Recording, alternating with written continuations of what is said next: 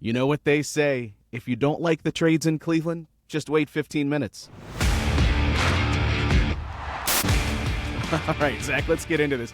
I know our fans and listeners are eager to hear our thoughts on it. I'm equally as eager to hear your thoughts on the Andres Gimenez trade, mostly because usually you and I are working through ideas, bouncing where we're going to take the show, your article ideas.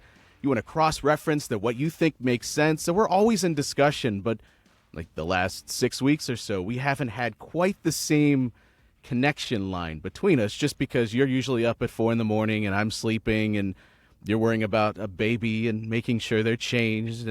And so we haven't been able to really sit down and pick apart different topics and ideas. I'd have no idea how you feel about the Andres Gimenez trade, so I'm going to be right here with all of our listeners, also figuring out how does Zach Meisel feel about it. So it's so weird for me because I'm also not on the scene. So usually you'll get wind of something, or you'll at least be in position to attack. All right, hearing this little nugget, go pursue it, go try to figure out what it means, what's next, what's going to happen. And I'm kind of like a bystander like you, and trying to process everything. And that process took hours and hours because we only had one part of the deal at first, and then we had part of the deal, but it turned out that wasn't the full deal. And then late at night, we get the full scope of it.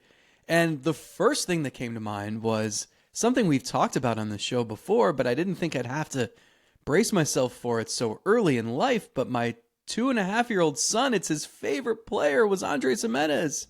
How do I break the news to him that he got traded?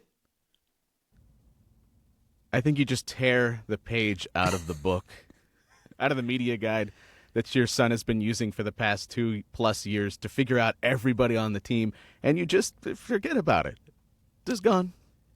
Remember, I vividly remember the night Cleveland traded David Justice to the Yankees, and I remember sitting in my living room watching Baseball Tonight as it happened and just being crushed. And I think I was 10.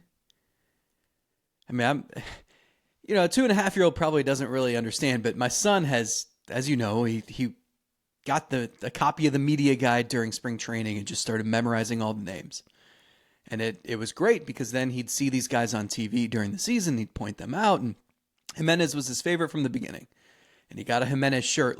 That's insane. My son has one athlete's shirt and the guy's already traded. It's like, welcome to Cleveland sports, kid. So, yeah. Let's get that done early so you're used to it. And the funny thing is, so in the media guide, you have like spring training invites and 40-man guys. So Anthony Banda is in there. So he learned early on, as he's flipping and reciting every name, he would always say, Anthony Banda traded to the Dodgers. And in recent weeks, he learned Eli Morgan traded to the Cubs. So I kid you not, on Tuesday, we got home from a walk, and he's flipping through, and he goes to Eli Morgan. I remind him he was traded to the Cubs. Then he comes across Xavier Curry, and I was like, oh, he was traded to the Marlins. And then he starts going through the pages. I kid you not, this happened yesterday, asking if every single player had been traded. Was Estevan Florial traded? Well, no, but he's on the other side of the world now, but that's complicated. Was Jose Ramirez traded? Was Andres Gimenez traded? The only guy that put his foot down. And oh, no. And I don't think he's going to quite understand what it means. I think he will when he gets the 2025 media guide and his favorite player is not in there. But I'm crushed for him. It's such a weird thing. Our buddy Jordan Bastian, I know his wife was reminding me that their son Hayden loved Michael Bourne and was crushed when Michael Bourne was traded. And, you didn't have the heart then to be like, well, he stunk, and it was a salary dump. They had to get rid of him. But I think what makes this so crazy to me is I could see a path. I could see a way that they traded Gimenez a year from now, certainly 2 years from now, once he got pricey, and if the offense never came around, and if with age the defense is not going to improve anymore. But I was legitimately stunned. I was stunned that this happened now. And the big question that we have to ask and that we'll keep asking and that we have been asking is, are they a better team? Will they be a better team when they get to opening day than they were at the end of last season? And I don't know the answer to that because I need to see what's next. Well, I'm with you on the stun part. I like to feel like I have some idea of the pulse of this organization, what they would like to do. And it's not even that the concept floored me. It's just the action, letting it play out and seeing the words pop up on my notification on my phone. And then seconds later, your reaction to me. Do you also getting the same notification that Andres Gimenez was on his way to the Toronto Blue Jays? Not expecting that at all. Not a single word was uttered that he was even on the block or that they were listening. That's often how it goes, and it does make for. It's funny. We hang on every word of every trade rumor that's out there, but so many that we hear about never come to fruition, and then there are ones like this that just knock you on your ass. This was complicated on many different fronts. One, because there's a lot to pick apart in just the trade of Andres Gimenez, but also because they weren't done when they traded Andres Gimenez and Nick Sandlin, friend of the show, to the Toronto Blue Jays, and got back Spencer Horwitz, and we started thinking about, okay, well, where does he fit within this roster? And is it better to have a guy that is going to be better offensively? Certainly you're going to lose a lot defensively, and we don't even know if Horwitz could play second base. Even momentarily, his best role might be as a first baseman, a corner outfielder, a DH in the future. Where does he fit? I don't know, but just in working through it, can I find the path to where this makes sense? Maybe I see it, maybe I don't.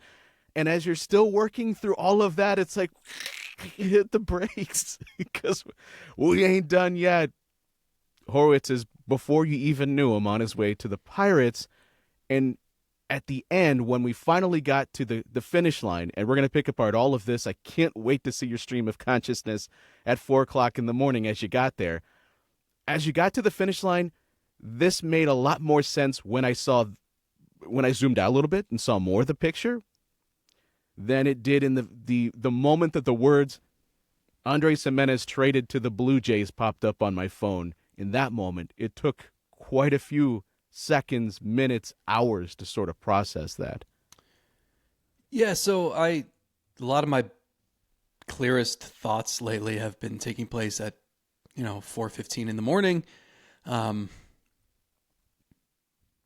so I jotted down a bunch of thoughts. And I think that this trade, I empathize with all the hot take sports talk radio people in town because this is going to require some nuance and it's going to require some more critical thinking than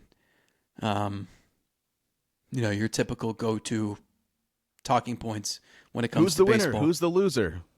Good or bad? Winners grade it. Grade the trade. Dolan's cheap, and who's starting at quarterback on Sunday? But look, money and finances and frugal ownership plays a role in this, certainly. But I want to start with Gimenez because I think it's a little unfair to him. And look, he was not a good enough hitter last season. There's no question about that. I think we have not talked enough about his defense. Legitimately the best defender I've ever covered. And I think he's in that Omar Vizquel, Robbie Alomar echelon. And I don't know who else is in that in terms of the last 25 years. Defensive players that I am cognizant of in Cleveland, that's the list. Am I missing anyone? Is that fair? I mean, Miles Straw had a great season. We're talking about phenomenal defenders every single year where you just see the run saved on the field, not Kenny on a Lofton spreadsheet. Will be up there too. I guess I was thinking infielders. Sure, okay. As far as infield goes, no one's going to be on the level of Gimenez. He was absolutely the best defensive second baseman, yes, and he's in the conversation with Vizquel. Just the thing that's interesting with Vizquel too, we have arguments about the data not matching what you witness with your eyes Gimenez was a case where the data said, this guy's phenomenal, and your eyes said, yeah, I agree. There was no doubt about it, because that dude turned in some absolutely mind-blowing plays on the regular. He was the infield shift. You had a cheat code out there. You didn't have the shift in baseball. You did. His name was Gimenez. And I think we're selling him short in saying, oh, it's a salary dump and you got to get out from under this contract. Guess what? Yeah, he's going to earn $23.5 million each year from 2027 to 2029. And he's going to earn 10.5 next season, 15.5 the season after that. So it's 5 years at what, 97 million, something like that, plus a $2.5 million buyout. Let's call it 5 years for like 99 million. To many teams, that's not too cumbersome for a platinum glove winner who is better than like it's not the Miles Straw type. He was better than Miles Straw offensively, even last year. But you've seen him be better than last year, and not like the 2022 thing. I think the Guardians are banking that was a mirage. He's never going to get back there. But if he got back to 2023, where he was like a tick below league average, 15 home runs, I mean, the guy's going to give you 30 stolen bases a year too. Like, a lot of teams would pay that guy $20 million a year, or certainly $15 million a year. So I think you're selling him short by just saying that contract's an albatross. And I think that the thing that I'm struggling to wrap my head around here is there are other ways to acquire a number 4 starting pitcher or whatever Ortiz is going to be. Like, you didn't have to move Gimenez. And I'm just trying to figure out, are these, if you didn't know what the Guardians did in 2024 and you've seen their offseason moves so far, what would you guess that they did in 2024? Do their moves far? I don't know, because they brought back their ace. Well, that's what I'm saying. It's confusing. Their platinum glove winner. Like, I understand that the goal here is to move Gimenez's future money. But did you have to do that now? It's not like you got this incredible haul for him where if you wait a year, you might not get much for Gimenez because he's going to start to get expensive really soon. Well, I think to answer that question, you have to answer an even bigger question, which is it's at the crux of all of this. Establishing, what do you believe Andres Gimenez is? You can talk about if he's this and if he's that. True. If he's the guy that he was in 2023, that's probably a guy you want to keep, because he's just a war sponge. Even in a year where he was not great offensively, still put up a ton of value defensively. But what do you think he really is? That's what you have to answer. And I've been hopeful. Going into the 23, we're all eager to see if he could match a 22 output. Well, he didn't. And then we said going into 24, can he find a way to sort of blend the two, even if he's not truly magnificent? Can he just be a little bit better than league average? And then he had the season he had, which was not great offensively. And so that leads me in a place where I believe his true talent level is probably the 2023 offensive player. I just don't see a scenario where he's going to get older and become the guy that he was in 2022. Is it possible that he has a season like that still in his career? I'm not ruling it out. He's still very young. He just turned 26. I have to ask, what do I believe that he is? Because if you can't cross any bridge until you establish that. So what do you believe that he actually is? Just your opinion. I think he's a 700 OPS guy who's going to steal you 30 bases and do it at a really successful clip. And he's going to be the best defender in baseball. Okay, that's fair. That's a valuable player, man. How long is his defense going to be at that level? Because it has to maintain at that level for him to be worthwhile at a 700 OPS. Yeah, but like, okay, you're going to pay him through 2029, right? That's his age 30 season. Like, I don't think... Well, don't mistake what I'm saying. I'm not saying is he gonna fall off and be a bad defender, but we are establishing that what makes Andres Gimenez extremely valuable, the steals, stolen bases, speed. but being the best defensive infielder in baseball, perhaps. So to get the full value of his contract, he has to maintain that level of defense. Can he stay at that level through the rest of this contract? Is what I'm asking. I think he can, or close to it. His last season making that money, he'll be 30. There's a big difference between that and Miles Straw, who they've got to pay this year. Straw is already 30. Then they got to pay him the following year when he's 31, and then they have to buy him out for age 32. But like they have team options on him when he's 32 and 33. Did they ever think they were going to pick those up? A center fielder whose game is built around speed and defense? So it's a little different than that. I think Gimenez has a better chance of holding on in those regards. And I also think, I still think he can be a better hitter than he was last season. I don't know how, maybe working with different coaches will help. But when you produce, like, even if that 22 season was fluky in certain ways, like that's 297, 371, 466 slash line. Like, maybe you can't replicate that, but you can do more than you did last season. I don't know. He was 25 last season. It's not like there's no way he can possibly improve. I mean, the guy that they acquired for like 4 hours, Spencer Horwitz, was a 27-year-old rookie. And so you're thinking like, oh, maybe this guy can get a little better too.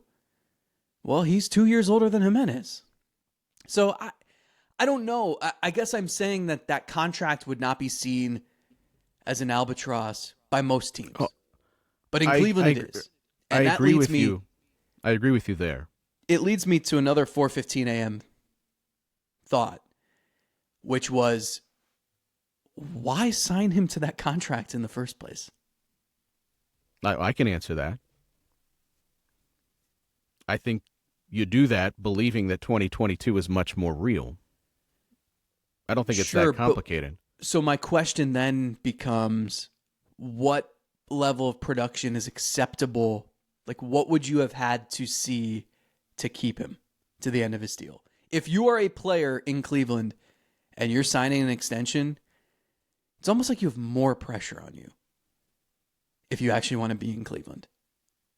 Like, if you're Stephen Kwan and you're sitting here and thinking, okay, I can be a free agent in 3 years, or I can sign a free agent, or I can sign a contract extension, and if I'm not an all-star every year, they're going to trade me before I get expensive. And so me signing in Cleveland is like, I want to plant my roots in Cleveland. I want to be in Cleveland for the long haul. But that's only the case if you maintain your elite production. If there's any dip, you're gone. Especially because they backload all these deals. That's the other thing.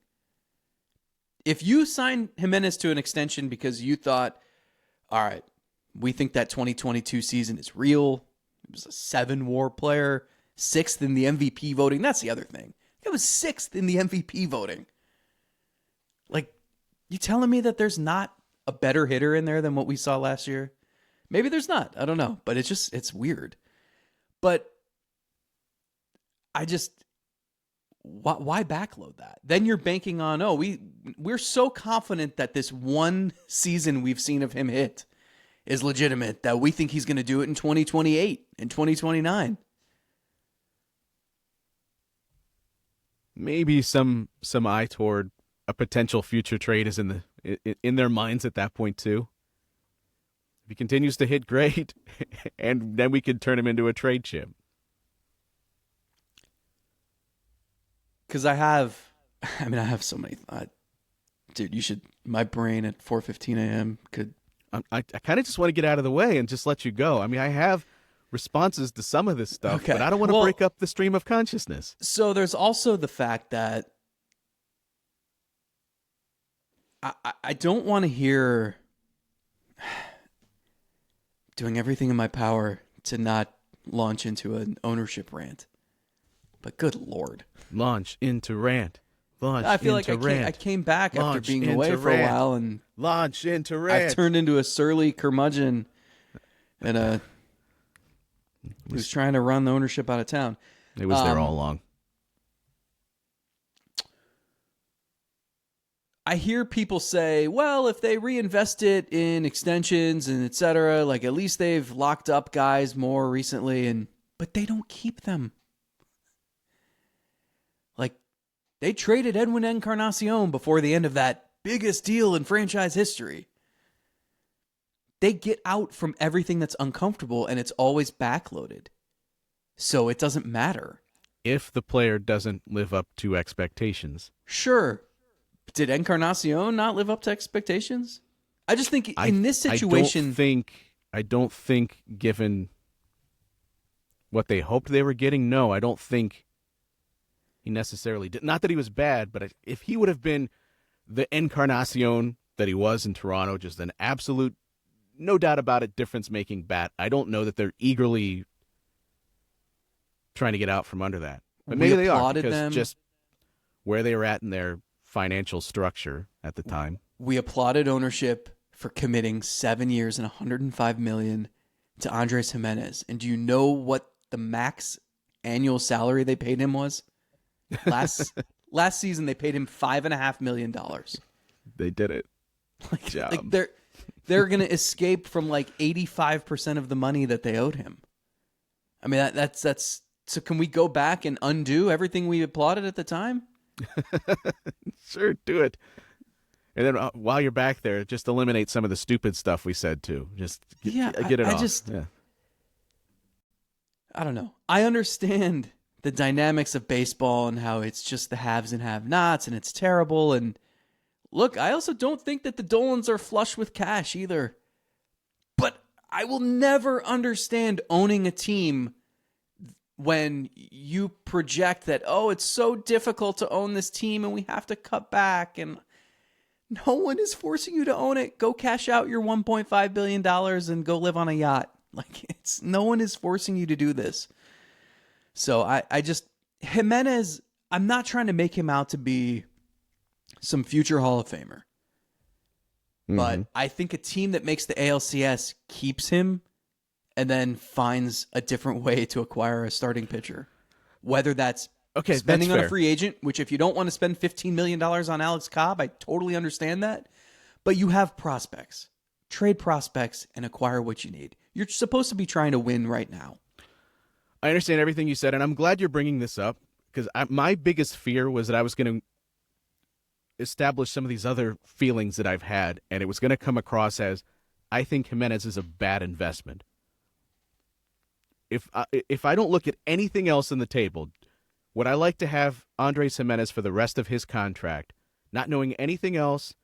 I think that's still a good player. I think it's a guy that brings tons of value. And I asked you earlier, what is Gimenez? I would if I'm being safe, I'd split the difference between his last 2 years. Yeah. Maybe a little bit closer to 23. But I think that's at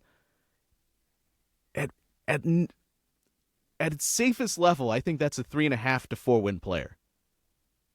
And I don't doubt that he's going to continue to be that for the next several years. The contract there to get a 3.5, 4 win player with maybe some ceiling to scratch 4.5, 5 wins. I think that's a good bet. I think that's a good gamble. But that's not all that's at play here. One is the financials, which we're going to both roll our eyes at. That shouldn't be the motivating factor here to get rid of a player like this, because that's a good player. You got good players. You shouldn't be in the business of getting rid of them. Having said that, we're looking at a couple of other things. The price of free agency starting pitching is just through the roof. You just said what Alex Cobb got. That's a guy who made, 3 regular season starts and appeared briefly, like for the length of a sneeze in the postseason. But the Tigers saw all they needed to see, apparently. Well, and I'm not even saying don't bet on that guy, but it's kind of surprising to see what he gets in guaranteed salary. Mm-hmm. So I think Cleveland looks at that and thinks, okay, how do we address this without spending $15 million on a guy with that much risk? Because we've established the thing they need more than anything is somebody that can give you innings. Give you innings. They don't have to be magnificent innings, but at least solid innings every 5 days. It's a big key for this team. They need magnificent innings too. Well, duh, but I'm saying baseline. What do they minimum absolutely need? you have to establish what is the bare minimum, what is acceptable, because then I know the line that they have to cross for me to start throwing things. The other thing is, which we haven't talked about at all, and this is dangerous to say this with any degree of certainty, but it is a factor here that they have to think about. Travis Bazzana on the way. How many other middle infielders still in this organization? Juan Brito hasn't gotten a chance yet at the major league level. I'd like to see him. Maybe it's even for a season at second base before they decide he can't play second base or he needs to move somewhere else defensively or he's not good enough offensively. They have a lot of middle infielders here, either already here or on the way. But where was Bazzana going to play? Where was Gimenez going to play? I think this says something about what they believe in Rocchio, good or bad. Yep. They want to see more of that. And I don't know, maybe they're looking at what Gabby Arias is doing at the start of this winter and thinking that there's something really great about that. But I think more than Bazzana or Rocchio or any, more than Arias or Rocchio, it's Bazzana and the fact that he is going to be arriving maybe at some point next year, probably more safely if you look at 2026. That is part of this. And if Gimenez has another season like he did this past year, where he's more a 2.5, 3-win player, offensively nearly 20% below league average, still has speed, still has the defense, it's going to be extremely tough to get anything worthwhile out of that contract at that point, just because you're another year into establishing what Gimenez is. He's still attractive to other teams like Toronto because there's still upside attached to him. Another year like he has in 24, in 25, then that upside really starts to dwindle. So I'm just offering you other things here that are at play beyond just good player, I want to keep him.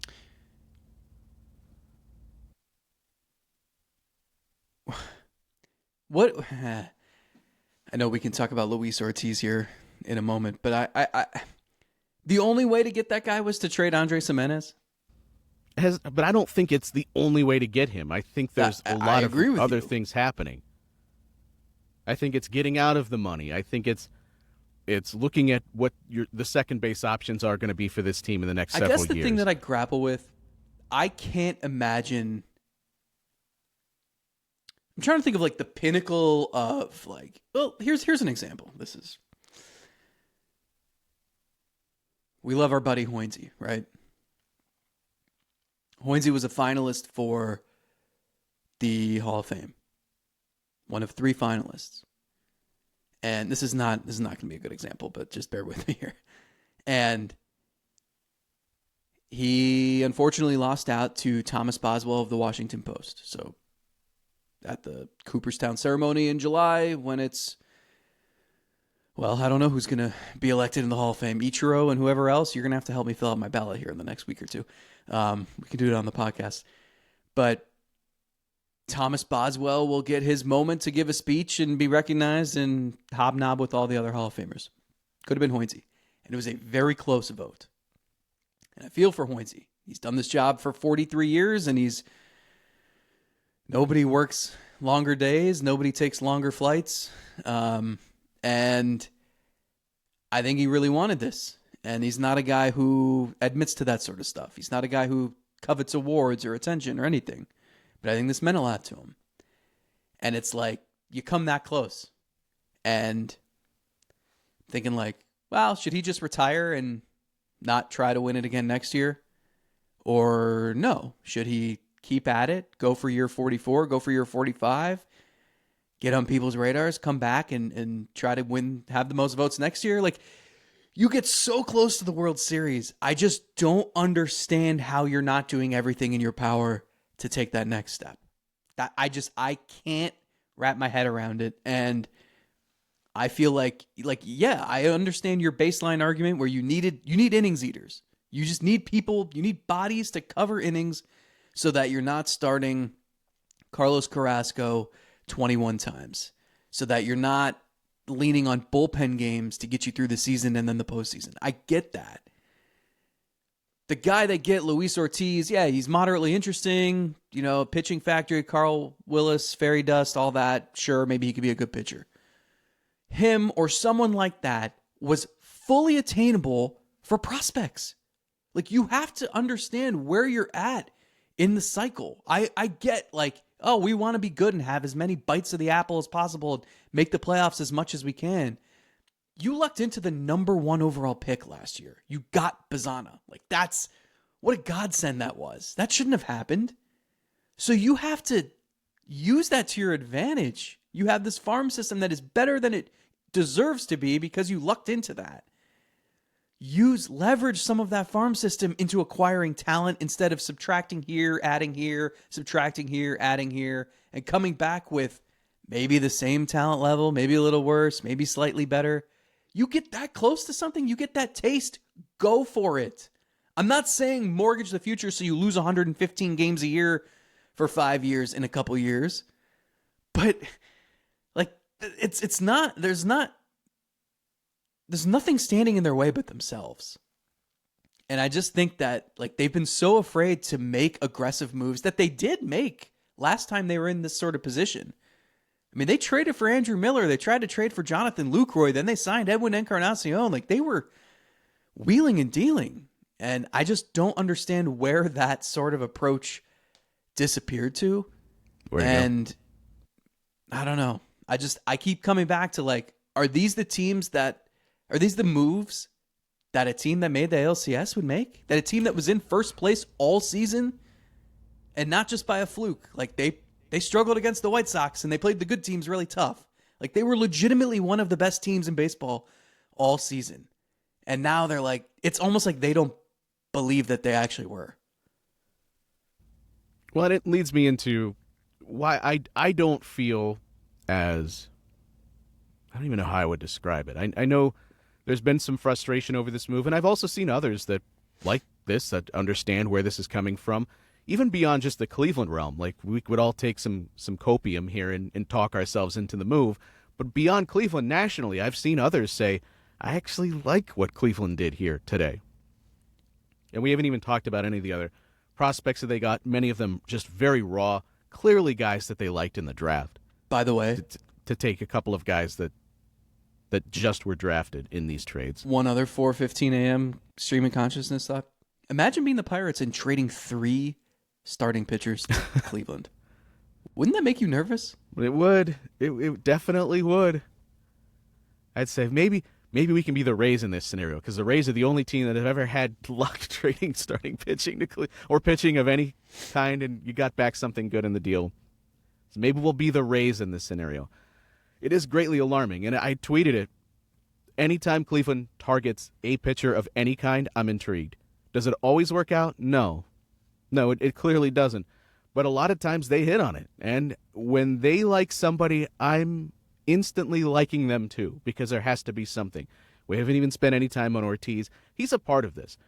I think for this to make sense, 2 things have to be true. 1, Ortiz can't just be the back-end innings eater that you've made him out to be on this show. He has to be the guy that he proved himself, not proved himself, but was in this past year. And I know he outpitched some metrics, but the surface numbers looked great. He got great production. And I also like that there's some tangible changes with Ortiz. He dropped the arm slot. If you look at Savant and you go between years, it looks like he's waving at you because, like, his arm drops. And that's a tangible thing, and I like that. When a guy has good production, you can either ask yourself, was it just a fluke? Did he have good luck? Or did he do something that maybe helped lead to that? And when there's that second scenario there, then that helps me believe that there's more real in there. And a guy that has great extension. We know this organization loves pitchers that get that ball out with extreme extension. When they signed Ben Lively, you asked me, what do you see in this guy? And I said, he gets great extension, and hey, it worked out okay. But he's made some tangible changes. He is also young. I had a Pirates fan say, hey, he got over some, what do they call it? Just some maturity issues that he had early, and he just really settled into maybe himself too. Hey, I'll listen to that. All of this is to say he has to be more than just that innings eater for this to make sense. Mm-hmm. Cleveland has to be able to unlock a mid-rotation starter that's giving them 160 to 170 innings. Based on the way that he pitched this past year, I think that's very real. There's a capability there for Cleveland, who knows what the heck they're doing with starting pitching, to be able to unlock it. And in acquiring him, You have Bybee and you have Williams, and then you had a lot of I don't really know. He instantly jumps to the front of the line of guys that I'm intrigued to see in spring training among all of your rotation options. That's the first thing that has to be true for me to see this trade as a success. The second thing, and I remember saying this, I think we talked about it when they traded Corey Kluber. We said this move only really makes sense if the next move is you benefit from freeing up some money that you weren't going to pay Corey Kluber in this scenario. Or the other part of that is that guy that they got, Emmanuel Clase, has to go out and become the best reliever in baseball. But one of those two things needs to have, well, okay, the Clase thing ends up working. But I feel the same about this one. I can't fully tell you whether this is a success or a failure until I see what this sets them up to do. I think this sets them up to do a handful, if not more, of very intriguing things. Whether they want to target a free agent now in the short term to play second base, middle infield somewhere, whether that frees them up to go get another starting pitcher, so Ortiz is your 4 or 5, with the hope that he's more than that. If you do that, and that's then I attach that to this 3-team trade, because that's all part of it. If that helps you go out, and I know you poo-pooed the Quan thing, but if that helps you go out and you sign him to an extension, in part because of this, it's linked together. It absolutely is, dude. It absolutely is. Well, you probably loved when Mark Shapiro traded Robbie Alomar to the Mets for nothing and then signed Ricky Gutierrez at the same time and said, well, it's like part of it because he was Gutierrez right. is just as good. He was right about Alomar, was he not? He was. He just targeted the wrong. He targeted the wrong guys. And he couldn't have predicted Alex Escobar would tear his knee, but that's Terry Francona's fault because he was doing the scouting on finding their next center fielder. Should have known better. Should have known better. No, here's my counter to that. The only thing I'll say, if this frees up money to go sign Quan, but if they sign Quan or Bybee to an extension, it's going to be backloaded, and they're going to pay these guys pennies for the next couple of years, and then trade them before they get expensive anyway. So none of it matters. It truly does not matter. But we're just kicking the can down the road to the next 3-team deal that they pull off. Right. And the other thing is, and by the way, I wasn't saying Quan is the only reason. Like, if this only leads to the Quan extension, then that's not good enough. You could have just done that anyway. They need immediate help. You could have done that They still anyway. have holes. Like, are you confident with Juan Brito being the opening day second baseman? Are you confident in Brian Rocchio being the everyday shortstop with no other options, really? Here's where I hate this, dude. This is where I hate this, because I'm now going to sound like I hate Andres Gimenez, and I don't. But you're talking who can hit 7th for this club. Andres Gimenez was going to make a lot of money, and for a team that didn't have a lot of great offense, he was your 7-hole hitter, because he just never could climb up. And even if you go back to 2023, he probably shouldn't have been more than like a 6-hole hitter on this team. They're paying him a lot of money, and I love the defense. God, I hate that this conversation comes up like this, so I have to poo-poo a guy that I actually like. But you're talking about how do they replace, I know full picture-wise, you're talking about 3 wins if we're looking at Fangraphs. But how do they replace an 83 WRC plus at second base? Can you do that? I hope to God that they can. Wait, is this Luis Ortiz guy is a ground ball pitcher, right? Can you teach him to make sure the ground balls go to the left side of the infield? Since you won't have Gimenez at second base, you'll have Juan Brito, who they were trying to use at first base and right field last year. Sure. You think Bieber's like, hey, I came back because I was guaranteed a platinum glove winner at second base to help me rebuild my value. What the heck, guys? I look, and I'm a Brito believer. That was my hot take last year. I thought he'd be their second baseman and Gimenez would be at short by the middle of the season. Didn't happen. Maybe it should have. That's a lot of faith to put in Brian Rocchio because of 11 hits in October. It's a lot of faith in him. And I don't know, maybe he parlays that into a good season and he blossoms. But that's a big risk when you're now going to also have a question mark at second base. And Bazan is great, and I'm excited to see him eventually. But when do you expect him to be a good player who you want playing every day and hitting high in your order? 26? Is that a little early maybe? That'll probably be his first full season. 27? Okay. How old's Jose Ramirez in 2027? How many years does he have left at that point? Like, that's... Are you winning now or not? Like, what do you want to do here? You constantly kicking the can down the road until the championship drought hits triple digits. All I know is Gimenez had an 83 WRC plus and Tyler Freeman had an 84. If we're just looking at swinging Did Tyler the bat, Freeman play Gold Glove defense in center field? you're missing the point. You're missing the point here. You're also Can you replace? you're cherry picking Gimenez's worst season. Okay, I will be comfortable. His in even saying career that OPS is 715. Is that not a valuable player? A in his 715 career, he's a OPS with 30 3%, steals and platinum glove 3% defense? above league average. 3% above league average for his career. Yeah. And that's Can the you worst find a thing guy he that can be does, is 3% average above league offense. average? For this team, what do they need? Offense. They need Go guys get that can it help without score giving runs. him up. There's no other moves you can make. And where? See, to me, I think do that and find a guy that could equal his offensive output at second base. Nah, keep all your prospects. You know, the way they've handled this middle infield thing over the years has been great. You stockpiled middle infielders, and then the one who became an all-star and a Gold Glover, you traded away at right when he turned 26. Oh my God, Zach! How are they going to replace the guy that hit seventh for them? How are they going to do it? I hate that you're making me defend this guy like I think he's going to Cooperstown. When I don't and I believe hate that you're making I'm me do just this saying, other thing too. I'm just saying, I hate it. I'm tired of defending this organization for trying to get out in front of having to pay someone 2024 prices. Oh no. You have a new owner coming in at some point in the next couple of years. Let it be his problem. He's wealthier than you are. It's just it's just the lengths we go to like excuse certain moves. I'm just tired of it. I'm done. But I don't want to excuse it. To me, I'm telling you that the reason why this would have me intrigued because it could lead you to other very intriguing things, other possibilities that I think are opened up. You should be able to get the other intriguing things without giving up a part of your core. That's all I'm saying. Like, I understand the Swisher and Bourne signings were complete failures. Those guys stunk, and they were old, and they were injured. So you bailed on them before the end of their contracts so that you could spread out the money and you could start fresh. I understand that. This is not that.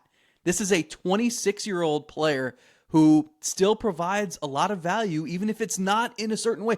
Like, if you're not getting enough offense from him, find a way to make sure Gimenez is hitting ninth then. And go get other hitters. You can trade prospects. You can spend some more money. Like, this is not rocket science. All I'm saying, I don't think Gimenez is some irreplaceable player. I'm just saying you're going into next season now with a ton of question marks. And, you know, you were hoping that Gimenez could be 10% better offensively. I'd buy into that before I buy into, well, hopefully Brito plus Rocchio plus whoever else will all hit. And Ortiz. And if that's the at the end of the day the solution with nothing else being done offensively, then yeah, it didn't make any sense. And I'm 100% with you. Do all this other stuff. It shouldn't have to be getting out from a contract from a guy that still brings you value. Yeah, you're right. But I'm also approaching this from the standpoint of, well, the front office, they could bitch to ownership about this. We could bitch about it on this show. Zach, what the hell good is that going to do at the end of the day? I can't force anybody to sell the team. I know. I can't force anybody to spend more money. I can yell about it and scream about it with everybody else. But, okay, so now I have to put myself in the shoes of the front office. Given the fact that they're not going to be able to spend like everybody else, that they can't hand out $15 million contracts to guys that pitched 3 times last year. But they just did. They just signed Bieber, who's going to pitch, you hope, there's more. For part of the season. There's more at play there than just a guy that you knew for 5 minutes in Cobb. But if money is so tight, why is that your first priority? Well, that's what gives me hope that you're going to do something else. Correct. This isn't the end goal. This should not be the finish line. This should give you the leaping off opportunity to go do other things. So I'm with you. It shouldn't. I mean, I bitched about this in the Bieber thing. The $4 million that you saved this year for Bieber shouldn't be the difference between being able to go get a good player and not. It's sad that that's what got you Hedges.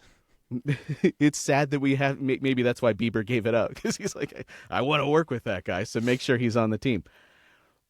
I hate all of that, but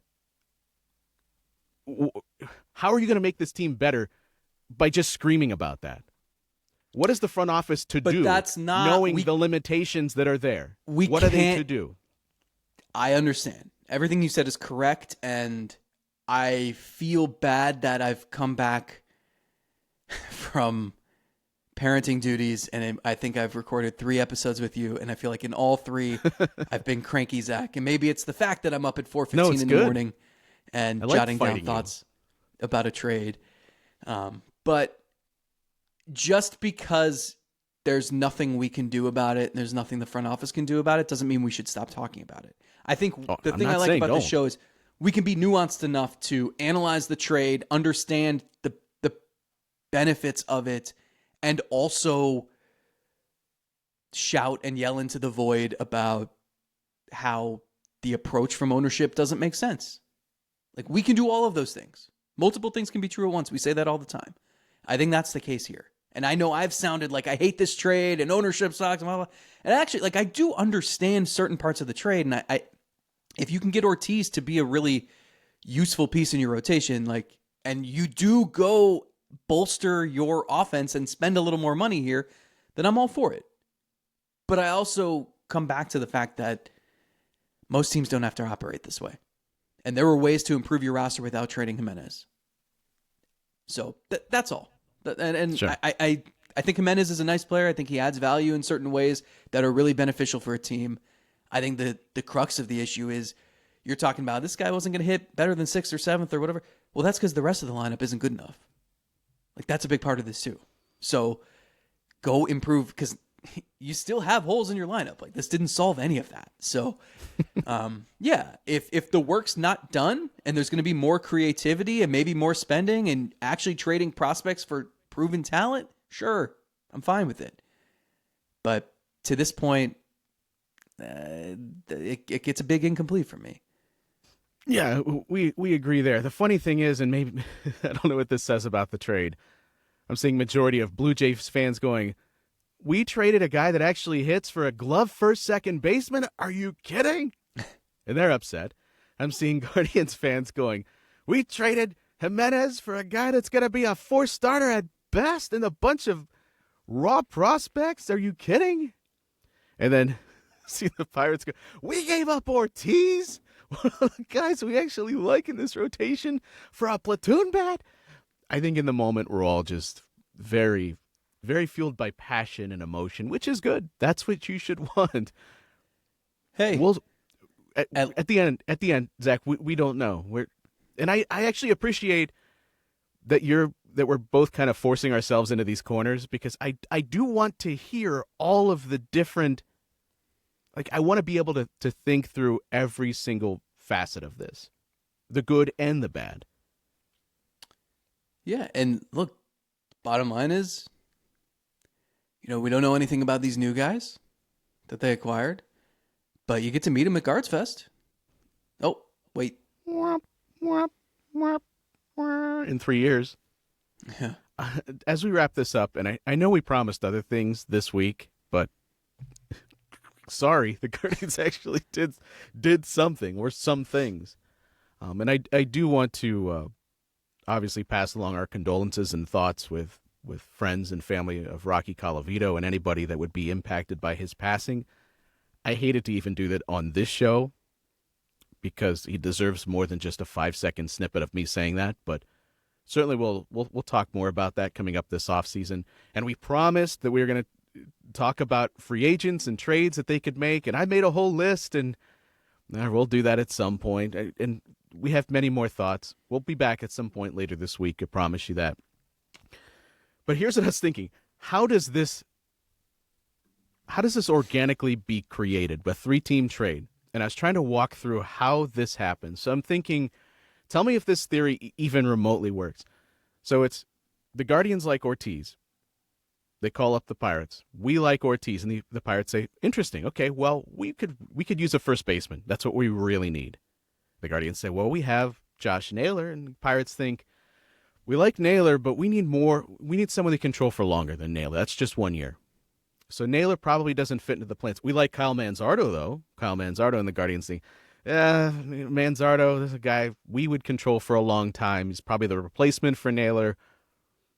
we like Ortiz too, but I don't think that makes sense. Let's table this, but we now know what we all want. We all now know what we want. And then separately, as the Guardians are looking through and thinking, okay, well, what other pieces could we... Here comes a conversation with Gimenez, and that's where they go, okay, there's that first baseman that the Pirates would have wanted. How do we get him? And so this all starts with just one conversation about a starting pitcher that you like, and it ends in a 3-team trade that may result in more based on moves that happen. Is it that simple, you think? Yeah, probably. I think you keep running tabs of every team's needs and players that other teams like that maybe they like more than you like. Well, they really like John Smith, and we think that his stats last year were a fluke. So let's monitor the situation and see if anything pops up in their organization that we like. And maybe that doesn't happen, but as you laid out, then sometimes you find a way to make it all work with 3 teams. And the Guardians have a knack for this. I mean, they've done this a handful of times over the years, always around this time of year too, it seems. I love it too. 3-team trades are fun to work through. Yeah. When you hypothetically look at another organization and use them as a trade chip, and you don't even have them yet, but you're utilizing... I don't even know... When you talk with a trade, I know teams can't always talk specifically publicly about other players, but can you in a trade say, what if we were to get this player from that team? Would they be interesting to you? Yeah. It's tough too, because what is on the table? Clearly the Guardians were like the epicenter of this, and they have to satisfy the Blue Jays and the Pirates' needs at the same time and make sure they have it all together. Like, you can't, like, if the Blue Jays get cold feet, then the whole thing's off, right? Or if the Pirates get cold feet, the whole thing's off. So you have to make sure that everyone's in on this at the same time, and you don't know necessarily what the Pirates are working on otherwise, but the Blue Jays certainly probably have a lot going on as they're trying to figure out how to salvage this era with Guerrero and Bichette after missing out on Ohtani and Soto. And so it's a lot of moving parts, and it's just weird. Like, it feels like it could fall apart really quickly. It's interesting, too, because I mentioned earlier, in Hartle and Mitchell, 2 of the guys they got in the trade, Mitchell coming over from Toronto, Hartle from Pittsburgh, these are 2 guys that they clearly wanted in the draft and they just didn't get for whatever reason. I think maybe they just had somebody else up higher or whatever the case is. So you mentioned having that list of teams, what they need, what their organizational needs are. And then you have your entire draft and scouting department that just has to keep tabs on all of these players that you liked and you didn't get your hands on. So through these trades, you essentially created 2 more draft picks for yourself to take these guys. And even in the case of Kennedy, all these guys are extremely raw. You're not going to see them for multiple years. But it's just, I would love to be able to have more of the inner workings of, here's a list of guys that we really liked and we keep tabs on them. How do you maintain that? Yeah. So that at some point, if these trades happen. So back in the day, scouts would go, and even GMs, you'd have to show up in person, and you'd go see a team, and you're on some remote field in the middle of a tiny cow town in who knows where, USA, and you see some kid go 3 for 4, and you're like, "Oh, I like this kid. Like, let me jot down some notes." And you're talking to people trying to get some intel, and that was the extent of your database. And now you make sure that you are seeing every single player who is going to be in the draft or vying to be drafted. And then you're monitoring everybody.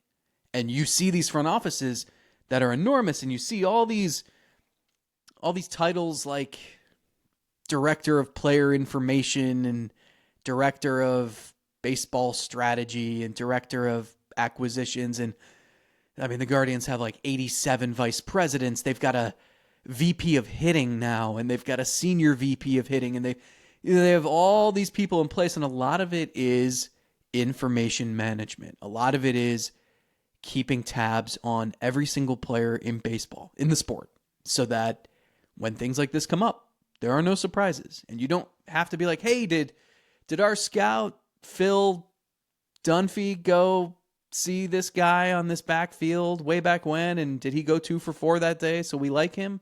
Well, no, you have a database that has every single metric and stat and history and injury and makeup report that you could ever want. And it allows teams to make deals like this. And, clearly the Guardians, I mean, that's the interesting thing too, is like, obviously the end goal was Ortiz plus just a bunch of pitching from Pittsburgh, but they made sure that they got Nick Mitchell from the Blue Jays, even though the end goal here was what they were getting from the Pirates. So you have all the information at your fingertips that even 20 years ago you never would have had. So let's wrap this all up in a nice bow. You absolutely hate every single part of this. You think Gimenez is great. I think Gimenez is terrible, could be easily replaceable, and I'm just a chill guy over here waiting for the next move. So did I Probably wrap it the all lack up of nicely? sleep has me sounding angrier than I am. Maybe it's just hard for me to remain objective because No, I like rising up to meet you on the other end. My 2-year-old's have going to cry when I relay the news. Nah, he even won't if I have to understand it. I'll turn on manufacture, Coco Melon. He'll forget about it. even if I have to manufacture some of this to meet you in opposition, I had fun. Yeah, I just, again, the trade will be fine if this isn't the end. Go make moves and hit on Rocchio and or Brito, and everything's great. Yeah, put those 42 hitting coaches to work. Get some development done this offseason, will you?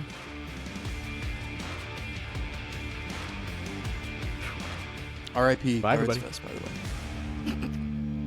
We got to talk about that.